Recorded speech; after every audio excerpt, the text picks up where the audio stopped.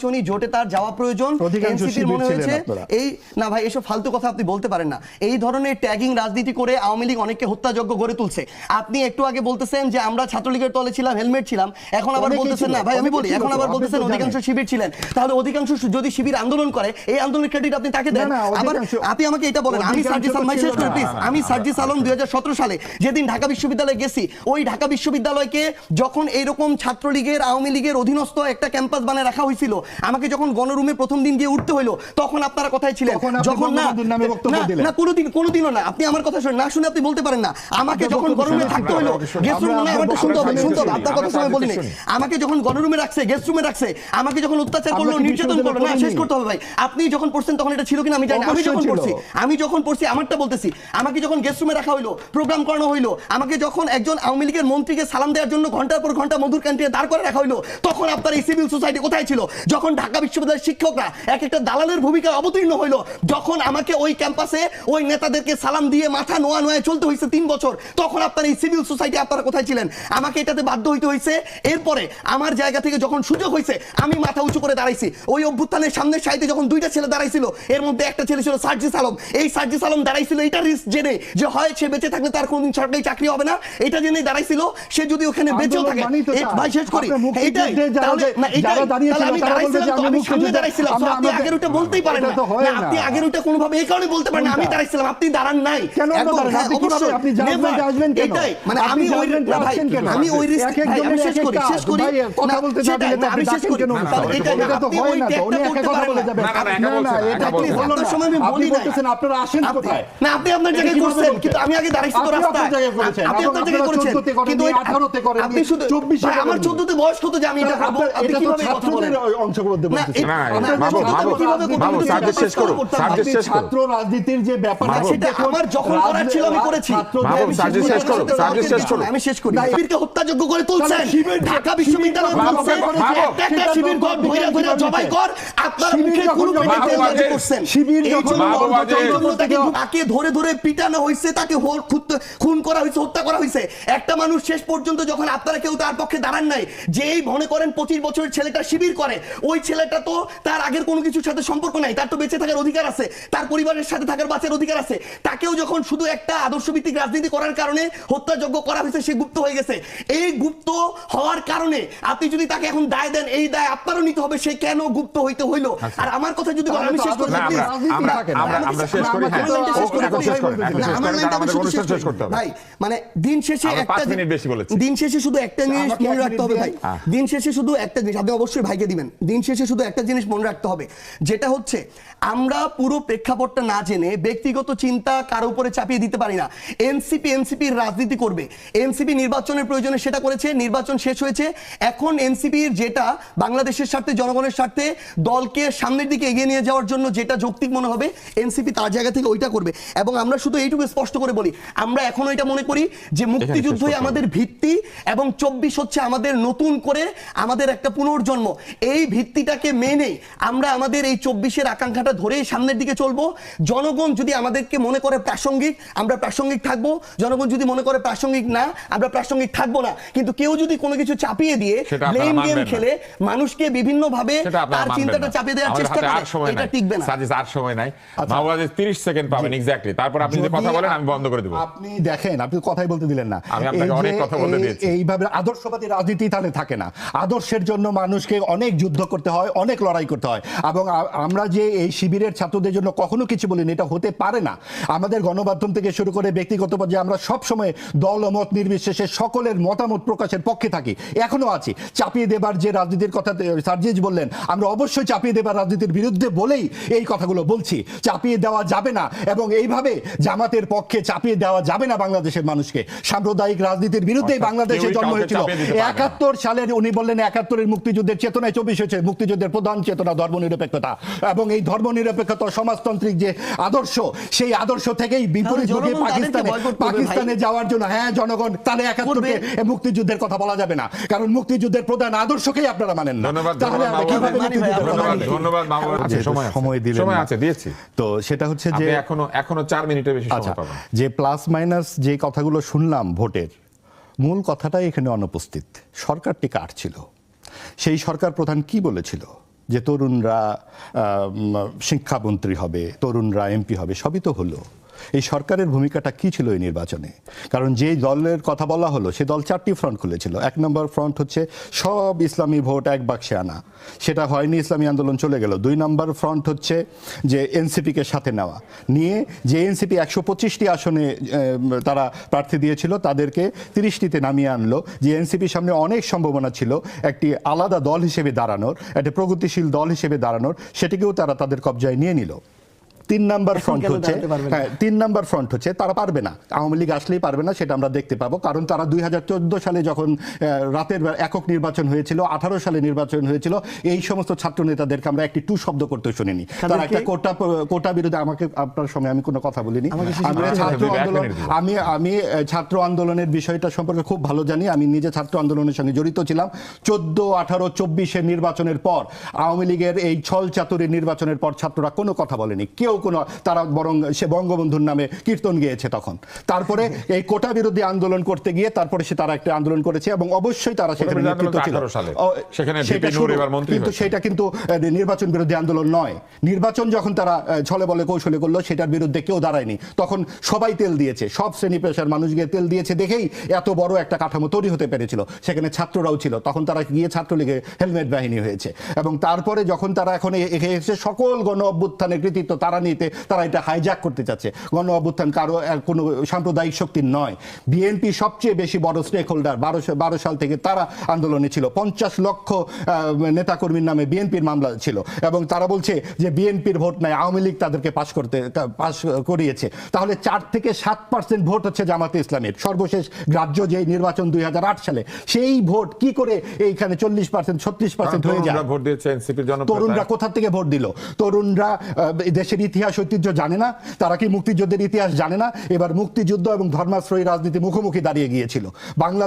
বাংলাদেশকে এই সাম্প্রদায়িক রাজনীতির করাল গ্রাস থেকে বাঁচানোর জন্য সরকারের বিরুদ্ধে নেমেছিল মানুষ, এবং সরকারের হ্যাঁ ভোট না ভোট মানুষ বুঝতো না।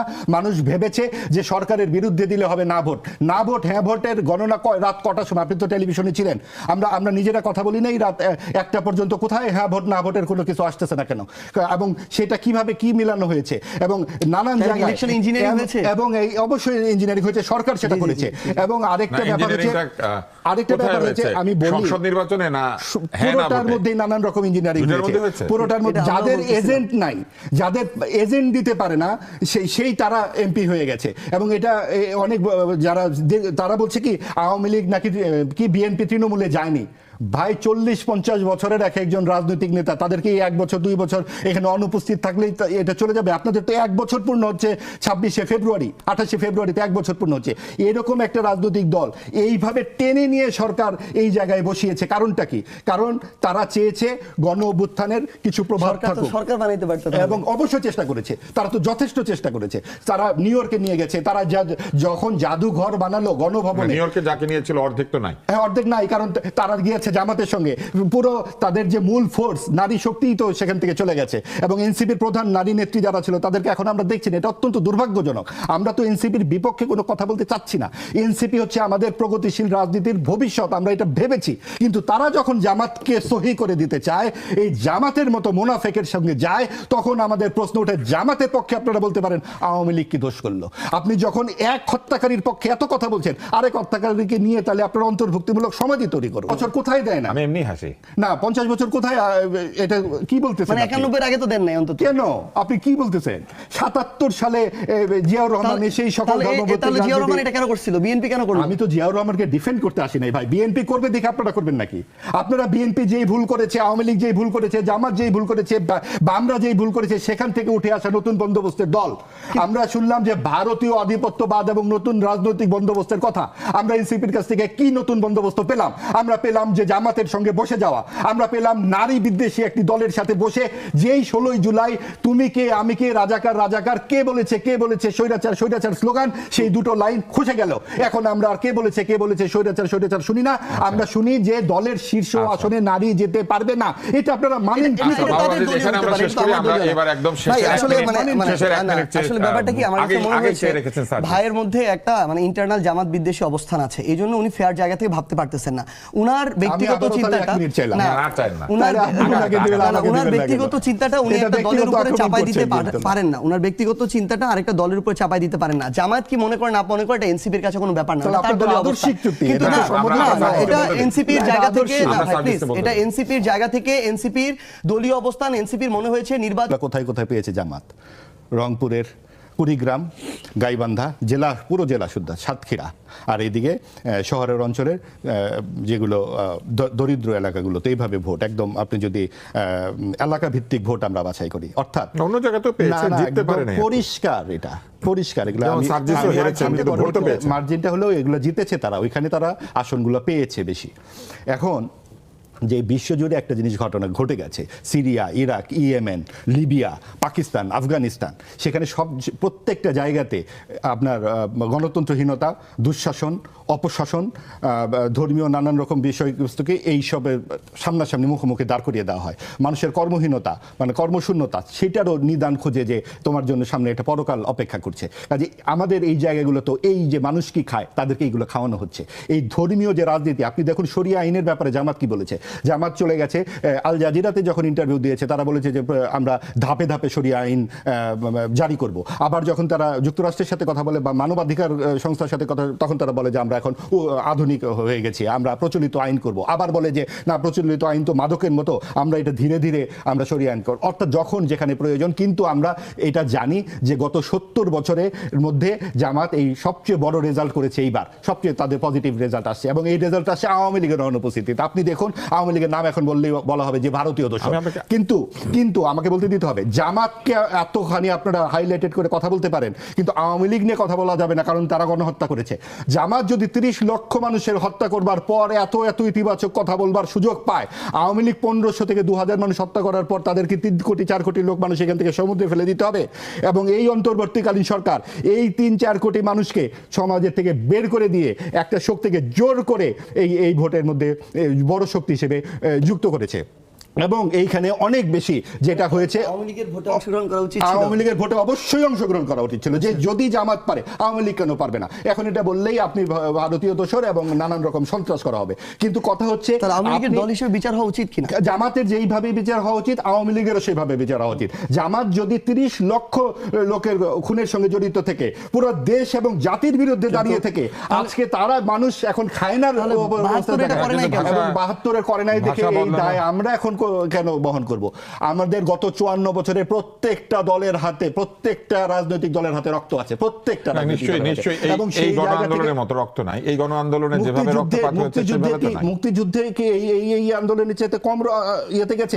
এবং সেইখানে 16ই ডিসেম্বরের যে আত্মসমর্পণের দলিল, সেই দলিলের লাইনে কি লেখা আছে? পাকিস্তানি সেনা, নৌ বিমান বাহিনীর পাশাপাশি সিভিল আর্ম ফোর্স এখানে আত্মসমর্পণ করলো। এই সিভিল আর্ম ফোর্স কারা? এই জামাতে ইসলামী। এই 16ই ডিসেম্বর আগে 14 ডিসেম্বরে বাড়ি বাড়ি থেকে বুদ্ধিজীবীদের ধরে নিয়ে গেছে কারা? এই জামাতে ইসলামীর ছাত্র সংগঠন, ছাত্র সংঘ। এই আলবদর আল শামস, এই আলবদর আল শামসের ভাই হচ্ছে শিবির। সেই শিবিরের লোকজন আটকা 24শে আগস্টের পরে বলতেছে আমরা গুপ্ত ছিলাম। এই তারা পরবর্তীতে ডাকসুর ভিপি হয়েছে। কাজে এই শিবিরের সাথে এই জামাত ইসলামের যে সম্পর্ক, এই সব কিছু মিলিয়ে আজকে বলা হচ্ছে মানুষ এগুলো খায় না। মানুষ কি খায়? রক্ষাটা খায়। মানুষ এই রাজনীতি খায়, ধর্মের রাজনীতি খায়। আমরা আসলে একটুখানি আমরা আবার বিষয়ে ফিরে আসার চেষ্টা করি। সেটি হচ্ছে যে আমরা কিন্তু আরেকটি প্রবণতা লক্ষ্য করছি। আমরা ভাষার রাজনীতিতে আছি, আমরা যেতে পারছি না অন্য জায়গাতে, কারণ মাহবুব বেশ আবেগী হয়ে উঠেছেন। না আবেগী না, যুক্তি আছে, অবশ্যই যুক্তি আছে। যুক্তি খালি আপনি আমি এখন সার্ভিসের কাছে যাই। এই প্রশ্নটা আমরা করব।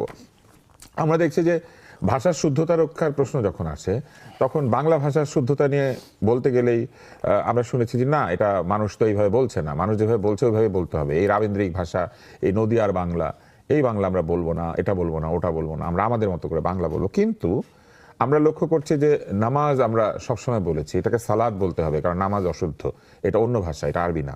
আমরা দেখছি রোজা আমরা বলবো না, আমরা সিয়াম বলবো, কারণ এটা আরবি। আমরা সেহরি সবসময় বলতো, আমাদের বাপদাদাকে শুনেছি, কিন্তু এখন আমরা বলছি সাহরি, কারণ এটা শুদ্ধ না। রমজান না, এটা রমাদান। হ্যাঁ, অসুবিধা নাই। আসলেই শুদ্ধতা অশুদ্ধতার প্রশ্নে রমজান না, এটা রমাদান। কিন্তু প্রশ্নটা হচ্ছে নিজের ভাষার শুদ্ধতা নিয়ে চিন্তা নাই, কিন্তু রমজান না রমাদান এটা নিয়ে এত চিন্তা কেন? এইটাও একটা প্রশ্ন, আমাদের অনেকেরই প্রশ্ন, যে নিজের ভাষার শুদ্ধতা নিয়ে বলতে গেলেই এমনকি একজন উপদেষ্টাও ছিলেন, উনি বলতেন যে ভাষা যেটা দিয়ে লোকে কথা বলে সেভাবেই ছবি বানাইতে হয়। তো ভাষা যেটা দিয়ে লোকে কথা বলে ওইটা দিয়ে ছবি বানাইতে হলে তো অনেকে তো এটাও বলবে যে তাহলে অন্য ভাষার শুদ্ধতা নিয়ে আমাদের এত চিন্তা কেন? না ভাই, মানে আমি জানি না এটা নিয়ে কোথায় এত বেশি চিন্তা হয়েছে বা কথা হয়েছে। না হয়তো এটা নিয়ে না, প্রচুর কিন্তু এটা কথা, আসলে আপনি কি, দেখবেন যে অধিকাংশ মানুষের কাছে এটা একদমই কনসার্ন না ভাই। এটা হয়তো আমাদের সোশ্যাল মিডিয়া, আমাদের টাইমলাইনে কিছু মানুষজন এটা নিয়ে কথাবার্তা বলে, কিন্তু আসলে কি আমরা আমাদের টাইমলাইনটাকে যেন পুরো বাংলাদেশ মনে না করি। যেমন খোদা হাফেজ বললে অনেকে রেগে এগুলা যায়। নিয়ে মানে এগুলো খুবই, এগুলা আমার সাধারণ মানুষের কাছে বা অধিকাংশ মানুষের কাছে ধরেন এগুলো কোনো ম্যাটারই করে না তাদের জায়গায় আবেগ অনুভূতি বহিঃপ্রকাশটা দেখেন অঞ্চল ভেদে এই একই শব্দটা পরিবর্তন হয়ে যায় না। উত্তরাঞ্চলে যে শব্দটা, সিলেট অঞ্চলে কিন্তু ওই শব্দটা না, রোজার ক্ষেত্রে মনে করেন সাপোজ, বা অন্য যে কোনো একটা গতানুগতিক শব্দ, চলছি ফিরছি খাচ্ছি, এই শব্দগুলো, কিংবা চিটাগাংয়ে গিয়ে আরেকটা পরিবর্তন হয়ে যায়, ময়মনসিংহে গিয়ে আরেকটা হয়। সো এই আঞ্চলিক এই ভাষা বা যে আর যেখানে যেটা সহজবোধ্য ওইটা আমাদের দেশে চলছে, কিন্তু অধিকাংশ মানুষের কাছে এগুলো তো ইম্পর্টেন্ট না। বরং মানুষের কাছে যে যেটা যার কাছে সহজবোধ্য, যেটা দিয়ে আবেগ অনুভূতি এগুলো বহিঃপ্রকাশ করা যায়, তারা তাদের জায়গায় আমার মনে হয় সহজভাবে ওইটাকে একসেপ্ট করে। এবার আমরা একটু অন্য প্রসঙ্গে যাই। হ্যাঁ, please। আমরা অনেকক্ষণ থেকে চেষ্টা করছিলাম, আমাদের মহামান্য রাষ্ট্রপতিকে সাক্ষাৎকার দিয়েছেন, তিনি একটি পত্রিকাতে বলেছেন কিছু কিছু বিষয়ে তিনি বেশ উষ্মা প্রকাশ করেছেন। তার মধ্যে একটি হচ্ছে তিনি বলেছেন যে তাকে বিগত অন্তর্বর্তী সরকার পদে পদে অসম্মান করেছে এবং তিনি কিছু অসম্মানের উদাহরণ দিয়েছেন। আপনার কি মনে হয়, আপনি কি সাক্ষাৎকারটা পড়েছেন? পড়েছি। হ্যাঁ, তাহলে আপনি কি বলবেন এই বিষয়ে? আসলে কি তাকে পদে পদে অসম্মান করা হয়েছিল? রাষ্ট্রপতি তো একটা পদ, আসলে ব্যক্তি এক জিনিস আর পদটা আরেক জিনিস। পদ কিন্তু সাংবিধানিকভাবে কিছু সম্মান প্রত্যাশা করে। যখন অধ্যাদেশ জারি করাতে হয়েছে, আদেশ জারি করাতে হয়েছে, তাকে কিন্তু দিয়ে আদেশ জারি করানো হয়েছে, কিন্তু তখন তার এই সাংবিধানিক পদকে সম্মান করা হয়েছে। কিন্তু যখন তাকে অসম্মান করা হয়েছে তখন সেই সাংবিধানিক পদটাকে সেইভাবে সম্মান করা হয় না। আপনি কি বলতে পারেন যে এই অভিযোগটাকে আসলেই সত্য, বা এটা সত্য তো অবশ্যই উনি বলেছেন, কিন্তু এটা কি আপনারা কিভাবে দেখেছেন দলীয়ভাবে? না, এই পুরো সাক্ষাৎকারটা পড়ে আসলে আমার কাছে অন্য একটা জিনিস বেশি গুরুত্বপূর্ণ মনে হয়েছে। এটা খুবই একটা মাইনর জিনিস যেটা নিয়ে কথা হচ্ছে, কিন্তু আরেকটা গুরুত্বপূর্ণ জিনিস যেটা, যে এই জুলাই অভ্যুত্থানের পরে আমাদের জায়গা থেকে যখন মনে হয়েছিল যে আমরা যদি বাংলাদেশের যে কাঠামোগত সংস্কার পরিবর্তন এই জায়গাগুলো নিয়ে কাজ করতে চাই সবার আগে, তাহলে এই বাংলাদেশের এই রাষ্ট্রীয় গুরুত্বপূর্ণ সংবিধান বলাটা খুব কঠিন হয়ে যাবে। আমরা আমাদের জায়গা থেকে কয়েকবার এটার প্রচেষ্টাও নিয়েছিলাম যে এই পদের যে মানুষটা আছে সেই মানুষটাকে আমাদের এখান থেকে অবশ্যই সরাতে হবে, এবং এটার আমাদের এই সংস্কারটা প্রয়োজন, এই কাঠামোটাকে ঠিক করে আমাদের বাংলাদেশটা সামনের দিকে এগিয়ে নেওয়ার জন্য যে স্টেপটা নেওয়া দরকার সেটা নেওয়া প্রয়োজন। সেই জায়গায় বিরাজমান যে রাজনৈতিক দলগুলো ছিল যারা অভ্যুত্থানে অংশগ্রহণ করেছিল সামনের সারিতে থেকে, তাদেরকে নিয়ে বসে আপনি ওই সময় চিন্তা করলে মনে করতে পারবেন যে আমরা আমাদের জায়গা থেকে, কিংবা প্রত্যেকটি রাজনৈতিক দল, একটা রাজনৈতিক দল আরেকটা রাজনৈতিক দলের সাথে এই বিষয়ে আলাপ আলোচনা হচ্ছিল যে কিভাবে আমরা এই অপসারণটা করতে পারি। কিন্তু আমরা তখন আমাদের জায়গা থেকে দেখেছি যে বিএনপি তাদের জায়গা থেকে প্রত্যক্ষভাবে না বললেও পরোক্ষভাবে তারা চুপচাপ থাকতো, এই বিষয়ে তারা কোনো স্টেপ নিত না। স্টেপ নিতে গেলে পিছন থেকে বিভিন্ন জায়গায় ফোন দিয়ে তারা পিছু টান তৈরি করতো। সেই জায়গায় আমাদের চুপ্পু সাহেব এবার এসে স্পষ্ট করলেন তার জায়গা থেকে যে বিএনপি আসলে তাকে ওই জায়গায় টিকিয়ে রাখার জন্য সবচেয়ে শতভাগ তাদের জায়গা থেকে নিষ্ঠার পরিচয় তারা দিয়েছে। তো এই কথাটাই বলেছে যে সাংবিধানিক ধারাবাহিকতা এবং সাংবিধানিক পদের যে ধারাবাহিকতা, এটার জন্য তারা সমর্থন দিয়েছে। ব্যক্তি রাষ্ট্রপতিকে না, পদের রাষ্ট্রপতি। তাহলে অভ্যুত্থান কোন সাংবিধানিক ধারাবাহিকতা? এই অন্তর্বর্তীকালীন সরকার কোন সাংবিধানিক ধারাবাহিকতা? এই 26-এর নির্বাচন কোন সাংবিধানিক ধারাবাহিকতা? না, তারেক রহমান জুলাই আদেশ সব তো রাষ্ট্রপতির বরাত দিয়ে ঘোষণা করা হয়েছে। আমার তাহলে প্রশ্ন ওইটাই, তাহলে তারেক রহমান তার জায়গা থেকে এই যে প্রধানমন্ত্রী হলো, এটা কোন সাংবিধানিক ধারাবাহিকতায় হলো? নির্বাচন তো 29 হওয়ার কথা ছিল।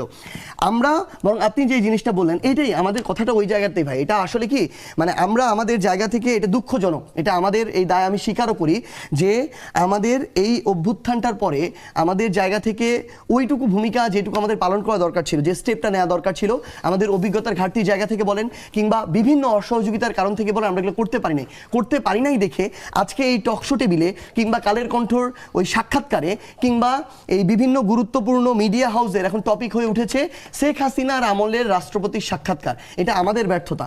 বরং তার জায়গা ওই জায়গায় হওয়া দরকার ছিল, শেখ হাসিনার জায়গায় তাকেও বিচারের আওতায় নিয়ে আসা দরকার ছিল, কারণ তিনিও ওই রাষ্ট্রপতির পদটাতে বসে, চেয়ারটাতে বসে শেখ হাসিনাকে, স্বৈরাচারী শেখ হাসিনা হতে সহযোগিতা করেছেন। উনি এককভাবে এটা হইতে পারে না, এটা একটা কাঠামো তাকে ওই সাপোর্টটা দিয়েছিল। তো আমরা বরং আমাদের জায়গা থেকে মনে করি এটাই আমাদের দুর্দশা, এটা আমাদের ব্যর্থতা, যে কারণে আজকে আমরা এই টপিকটা নিয়ে কথা বলতেছি। উনার এখানে সম্মানের প্রশ্ন কিভাবে আসে এই জায়গায়, বরং এটা তো এই প্রশ্ন আসা দরকার ছিল যে উনি এখনো কিভাবে এই পদটাতে থেকে এইভাবে আওয়ামী লীগের একজন এত গুরুত্বপূর্ণ পদে থাকার পরও উনি এখনো এইভাবে আছে। উনাকে তো বিচারের আওতায় নিয়ে আসা দরকার ছিল। বাংলাদেশে যেই মানুষগুলো এই অভ্যুত্থানে এই গণহত্যার সাথে সরাসরি সম্পৃক্ত ছিল সেই মানুষগুলোকে তো বিচার আওতা নিয়ে আসা দরকার ছিল। আমাদের যখন কথা বলার বিষয় হওয়া দরকার যে নির্বাচনের পর দিন থেকে এই নির্বাচন, ভাই একটু আগে বললো না, আমি এখানে একটা জিনিস অ্যাড করি, এই নির্বাচনে আওয়ামী লীগ অংশগ্রহণ করেন, এটা সম্পূর্ণ ভুল কথা। এই আওয়ামী লীগের শুধু আওয়ামী লীগের কিছু মাথা অংশগ্রহণ করে নাই, কিন্তু ওই মাথাগুলো নির্বাচন মেকানিজমে সরাসরি অংশগ্রহণ করেছে।